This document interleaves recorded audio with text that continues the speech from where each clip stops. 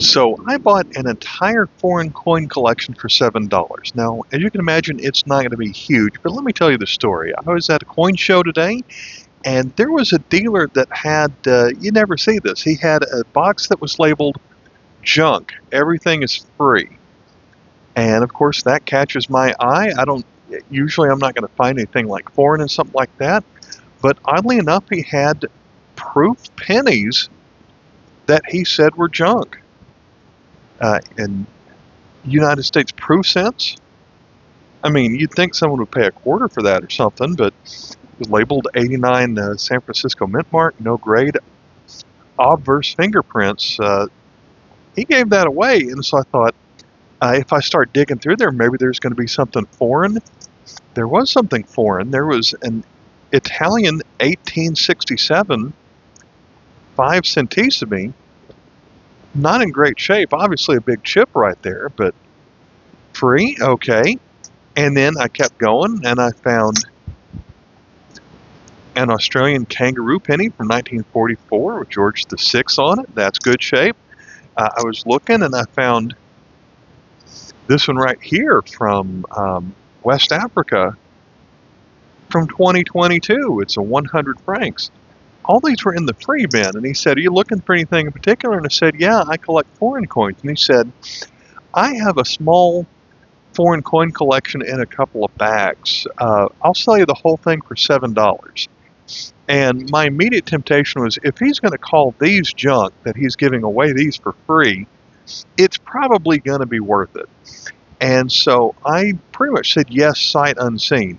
But while he was digging it out of his case, I went ahead and pulled out every other foreign coin that I found in that bin, since I was going to do a transaction with him. We have another kangaroo penny. This one is with Elizabeth on it from 1964. We have this, the larger style 50 centavos from 1956. On here from Mexico, we've got a Jamaican 20 cents coin. That was in there. There's a pretty normal beaver nickel from Canada. This one was nice for the free bin. From Ireland, we have the one penny with the rooster on it from 1931. And then the last thing I found in here, this one's in kind of rough shape, but it's a hold Fiji penny from 1942. That one's in rough shape. That maybe no one should charge for that one. But he goes to the back, he pulls it out. It wasn't as large as I was hoping it would be, but the coin that I see on top was a €1 Germany coin. And I thought, sold, $7. So let's get into that. So let's get these out of the way and get that rubber band off of it.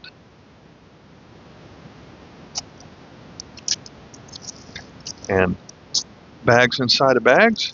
Okay, so let's go in this bag first and see what we've got. This is going to be worth $7 for sure. I can already tell. We've got an old school halfpenny with George III on it from 1806. You know, that's terrible shape, but that's also 1806. We have a Switzerland 1 franc. Ooh, that's going to be the version with silver in it, I think. Yeah, they had silver in 1960 on here. I think it lasted through 67. I mean, wow, that right there is worth $5 or $6. But this one was on top staring at me right here, 10 escudos. That one is, wow, 1955. This coin also has to be worth at least $7 worth of silver. Let me hold those aside. We're going to look at the silver value on some of those later. Pretty common Belgium 50 centimes. That's common 5 cents. Another Belgian 50 centimes. A British pfennig. Elizabeth 3 pence. Common stuff, we're going to go through them pretty quick.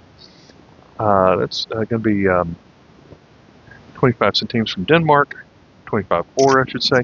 Here's a fairly large Chinese copper coin. Probably going to be a 20 cash. I always find these well worn. Usually on these, if there is something in the middle of the circle, it's usually a mint mark for which province. And if that mint mark is not there, then it's a general issue.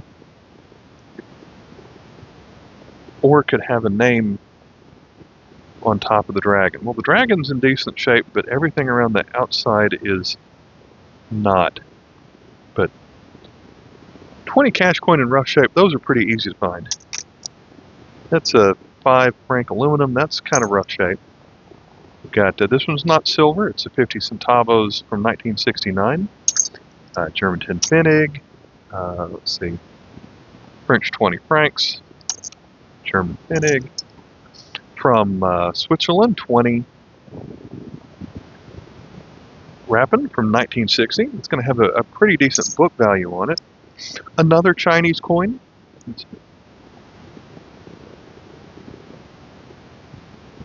This one's going to be another 20 cash. It's going to have the name of the province. It looks like it says Hunan on the top here. So when you see this double flag on a coin, this is going to be from when it was, I believe it was called the Republic of China, somewhere starting around 1919. So a coin that looks like this is going to be from late 1910s to the 1920s. And so it's another well worn, but this one is actually in better shape than I usually find it. So happy about that one. Common Pfennig.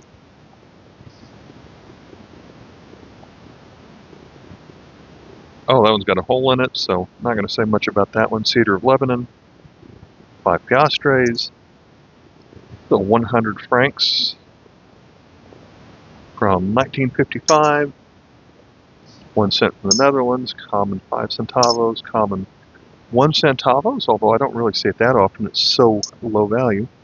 Here's another Swiss silver, half of a franc. That's our third silver coin right here, and I paid $7 for the bag.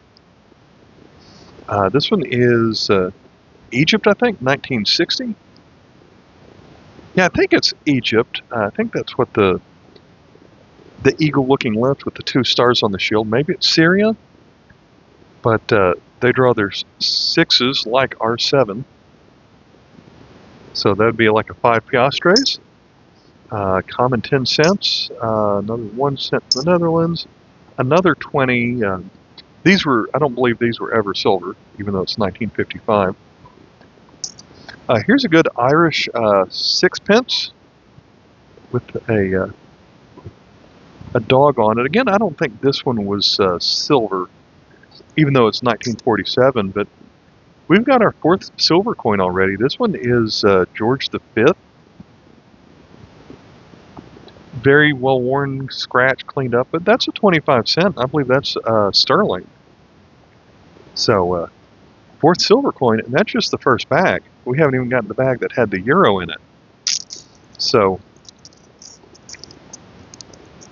oh, I see some good stuff coming up out of here for sure. So let's get to some of the boring things out of the way. We've got a pretty standard 10 pence and 5 pence. And another 5 pence, and another 5 pence. A lot of British here, 20 pence. Got a pound. You could trade these in for, if you knew how to foreign exchange these, it'd be pretty good. But what do we have next? We have 2 pounds. And these are a lot harder to come by.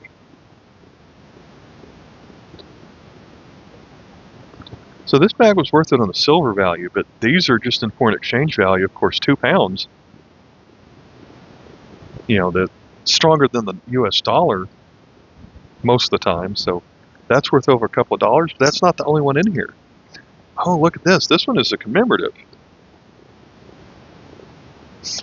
When was the last time you saw a coin with someone smoking on it? So it looks like Yeah, this is going to be probably a 1-year commemorative. It's also, was this one punched or something? Because the word pounds is... This one was in, like, cut in the wrong spot or something, looks like, for the pounds to be cut, but I'm guessing that's like some kind of steamboat captain or something. I never saw that one, but there's another 2 pounds. This one's just the standard 2 pounds. And if you didn't notice that in the very center of the circle, there's kind of an etched area that sometimes you can see it depending on how it's the angle of it, but that one's 2004. So those are good. We've got some euros in here, full €1. That one's from France. This one is from Germany. That's the one that's on the outside of the bag, 2002. This €1 is from Spain, with Juan Carlos I on it. We've got a €2, also from Spain. 2002, has a Madrid mint mark. Any other 1s or 2s? No, but we've got some other. We got a 20 euro cent from France. You get down to the 20s, they're pretty common.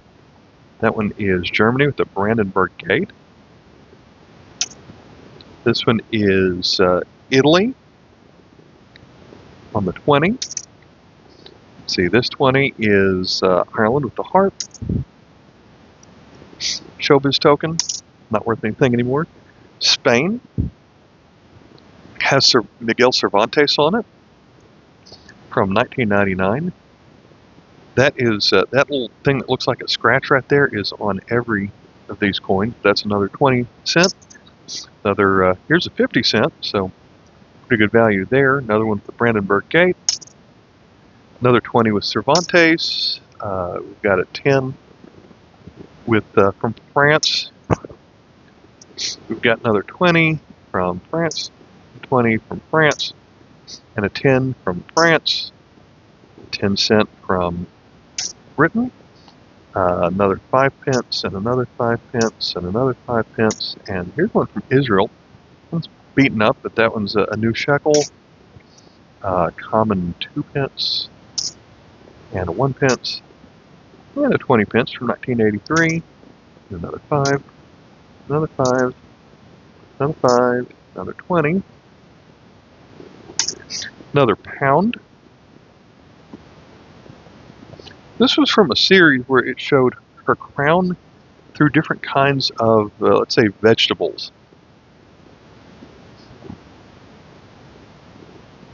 But then we have a couple silver dimes in here from Canada, so 1943. These probably were 80% at this point.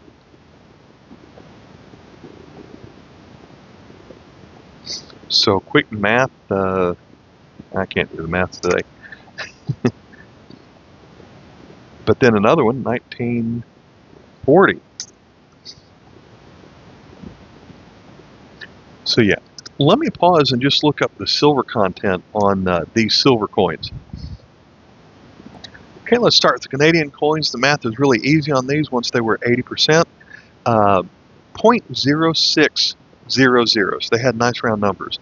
We had 2 of those, and they were no longer sterling after about 1910. The date's worn off on this one, so we're just going to go with that it's for sure, or we're going to say that it's a 80%, so 0.1500 on that one. And we're up to 0.27 ounces of silver so far. I mean, if you're going by spot price of $30 an ounce, that pays for the bag. And that's the boring silver. So getting to the Swiss silver coins, they're both 83.5% silver. This one is a little bit more than the dime. This one's a little bit less than the Canadian quarter. They add up to about 0.21 ounces of silver just right there. So we are up to 0.48 ounces of silver. But then you throw in the Portuguese coin. This one is 68%, but it's also the largest coin here. And so this one by itself is 0.27 ounces of silver. And at $30, that is $8 by itself. And then you add all these together, and it's 3/4 of an ounce of silver on top of all the 2-pound coins. So now let's revisit the 2-pound coin right here. So first of all, I guess you would call that a mint error. I went up, looked up this coin, and whatever you call the mint error, where the planchet itself, the bimetallic part, isn't lined up properly, I guess that's what we've got here, because as you see, there's a ring on here, and everything on the outside of the ring is supposed to be the brass color, and so the entire word of 2 pounds right here is supposed to be in the brass and not the nickel appearing part. So this is a famous engineer. He worked with steamboats. That's why there's a wheel in the foreground, but he also is the designer and engineer of the Royal Albert Bridge, which is shown in the background. And I didn't realize that originally his name is written in cuse on the edge. So Isambard Kingdom, that's his real middle name, Kingdom, Brunel, engineer, 1806, so the coin was made 2006 right here, and so this is the bicentennial of his birth. Isambard Kingdom Brunel. So that's a sweet pickup. In foreign exchange value, that's $250. So I've got $750 just in the 3 2-pound coins out of here. So definitely a winner lot. Definitely, I met that guy at the coin show today. All right, I will catch you in the next video. And sorry I didn't bring you all some of these free mint pennies or mint cents. All right, I'll catch you in the next video. Bye.